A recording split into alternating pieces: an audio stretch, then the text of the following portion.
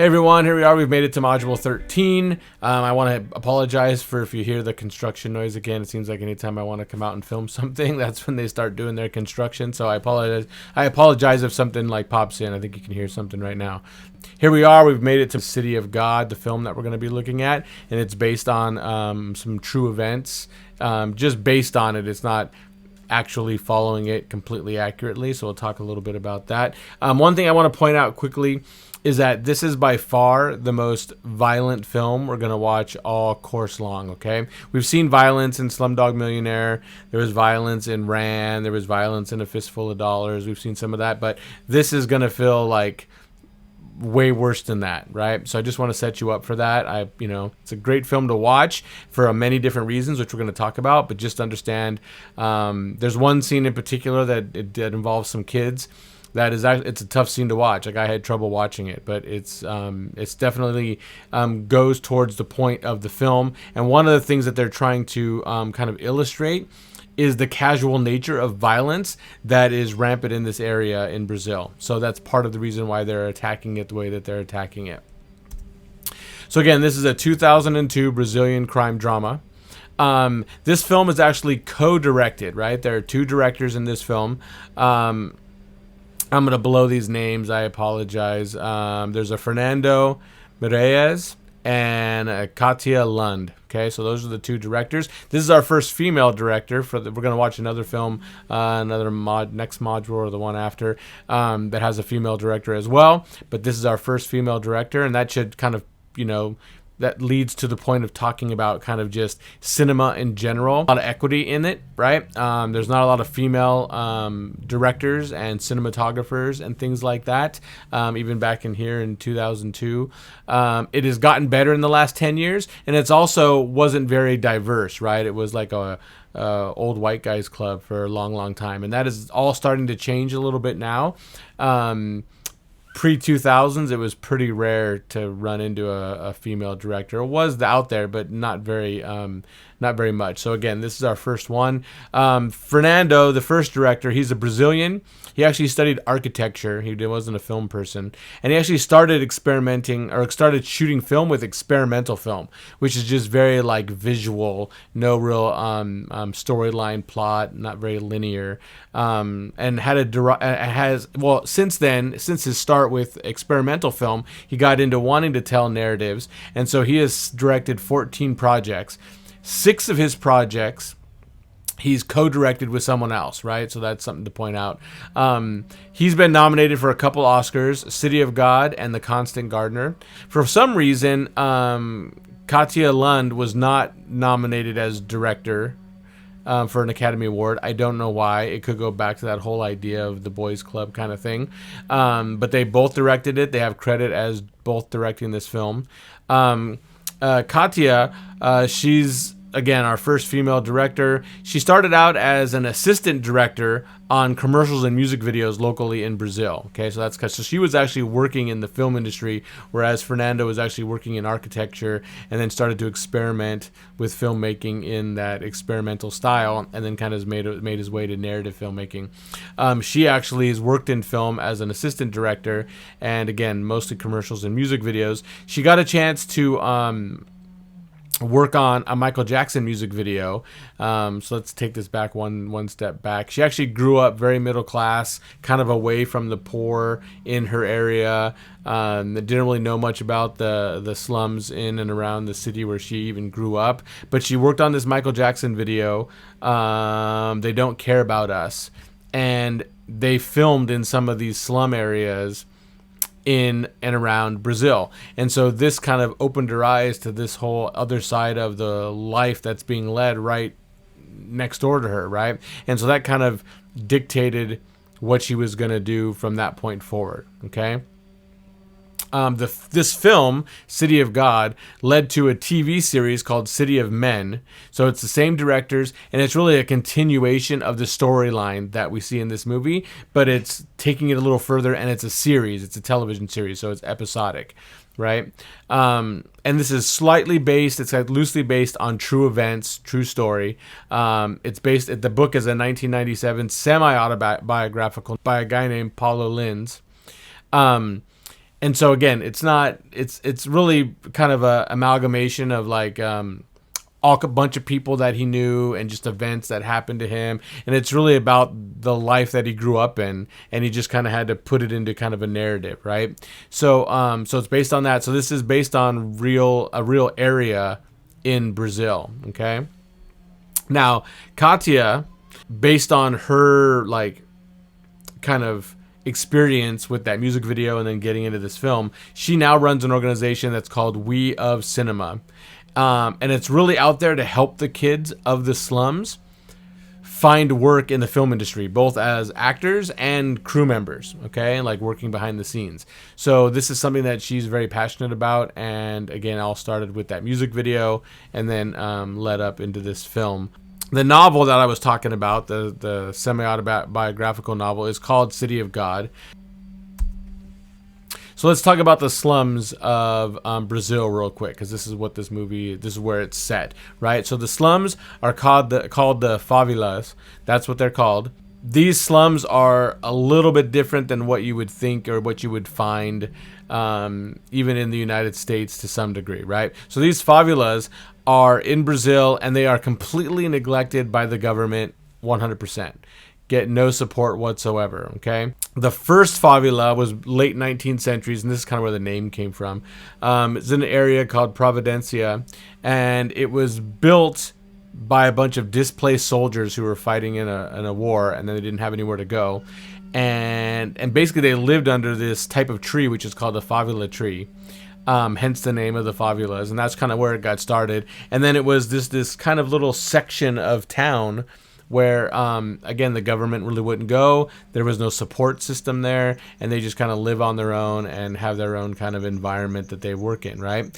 As of 2010, so I know that stat's a little bit old. It's the newest one I could find. About 6% of Brazilians of the population live in these favelas, okay? And there's a little picture of one off to the side. And when I'm talking about like no government services, there's no sanitation, so no trash pickup. There's no electricity or plumbing ran to those areas. There's not really any law enforcement other than to like, I'll talk a little bit about how the law enforcement kind of works in that area. No services whatsoever, right, to help them get out of this area. There's no opportunity for them, no place for work, no place for any of that, right? So it's a very, very like tough way of life. Drug traffickers tend to control many of these favelas, and that's kind of what the business of the areas is really crime and drug trafficking, and that's what this story is kind of centered around, right? We saw the slums of India in Slumdog Millionaire. This is, again, very similar to that. In kind of the storyline and what we're going to see. Different narrative altogether, but we're looking at the slums in a different country, right? So the narrative, again, we talked about it, adapted from a novel, okay? Loosely based on real events. And the big thing, too, which I talked about way at the beginning, is that the director really wanted to stay true to the casual violence that was depicted in this book. He thought that was very important, or they both thought this was very important to kind of really show this the way it was written. If this is how life is in those areas, we want to show it that way.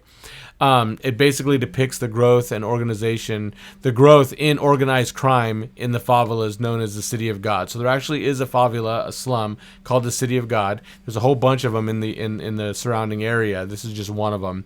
They didn't actually get to film in this area because it was too unstable, right? There was kind of a drug war kind of going on in the area. So I can't remember the name of the one that they actually filmed in, but it was very similar to the City of God, okay? The film takes place between the 1960s and the 1980s, so it's kind of a period piece that shows kind of the rise of crime and how crime just keeps circling back on each other, and it's a big circle of just people coming in and running the business, so to speak, right?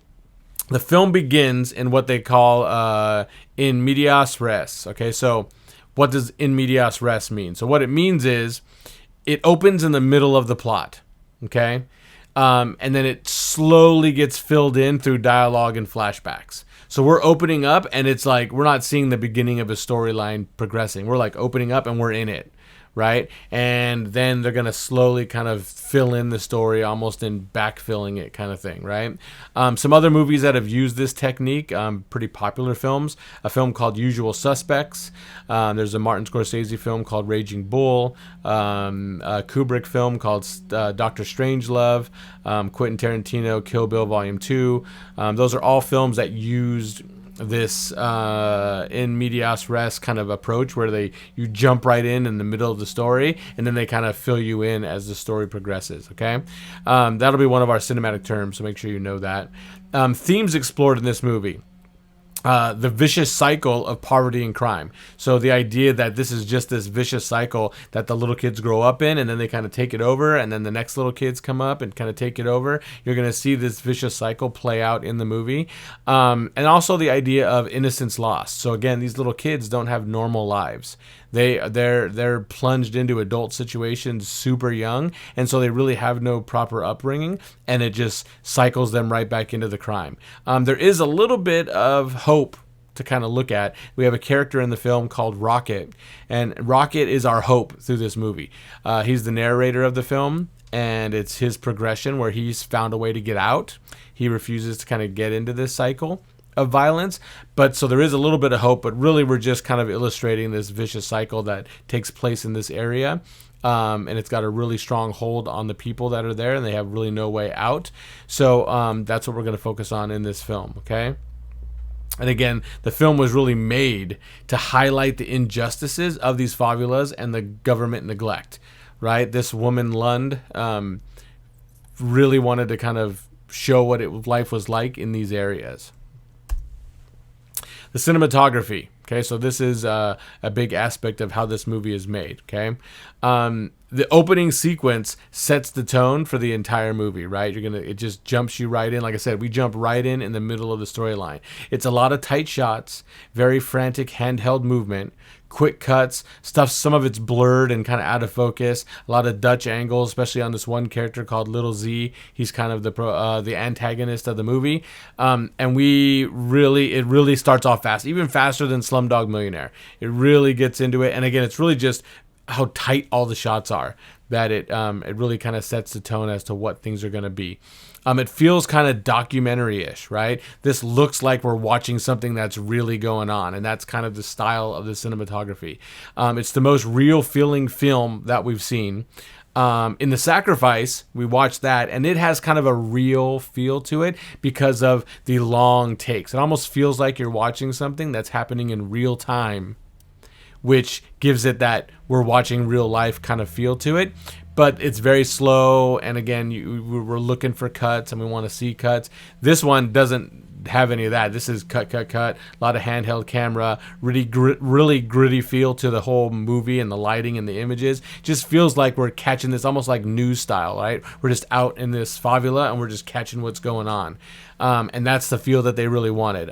It does have some very high-end cinematic elements to it though, and that's something that you should, they're reminding us that we are watching a movie, right? So even really early on, about 3 minutes and 30 seconds into the movie, you're going to see Rocket get stuck in this situation, right? And they go to some high cinematic techniques right off the bat. Okay, they do this crazy like close-up dolly spin around him really tight, and it's a very like action drama shot, which kind of reminds us, hey, we're watching this film. And then the other thing they do is they use this effect called the bullet time effect, which was the big effect that most people know it from is from the film called The Matrix. And it's that whole effect where the person is frozen in time, but then the camera is able to spin around them and then pick them back up. And then it goes back to kind of live action, regular moving. So you're going to see that. He's kind of standing there, and the camera kind of spins around, and he's kind of frozen, and then it cuts back into the movie. So that's called the bullet time effect. That's something that was invented for The Matrix 2 or 3 years earlier than this film, and then they used it. And then one of those bullet time effects is what transitions them from where they currently are, and it flashes us back to the 60s, where the film kind of then begins its kind of normal narrative. So those are some of the high-end cinematic shots that get mixed in with this docu-style, which, again, is what this whole look and feel of this movie is all about, okay? The lighting feels pretty natural, but if you really were to sit and look at it, it's pretty cinematic. Like, it's really well done images. It isn't. It kind of feels, which is really cool about how they did it. Right. The whole trick of it is this is supposed to feel very documentary and like I'm watching real life, but it is pretty cinematic. It's really well done. The lighting's like perfect, and it feels believable. It feels real. It doesn't feel cinematic. But if you really were to sit back and look at it, it's very pretty images in a lot of the sequences when the movie slows down a little bit.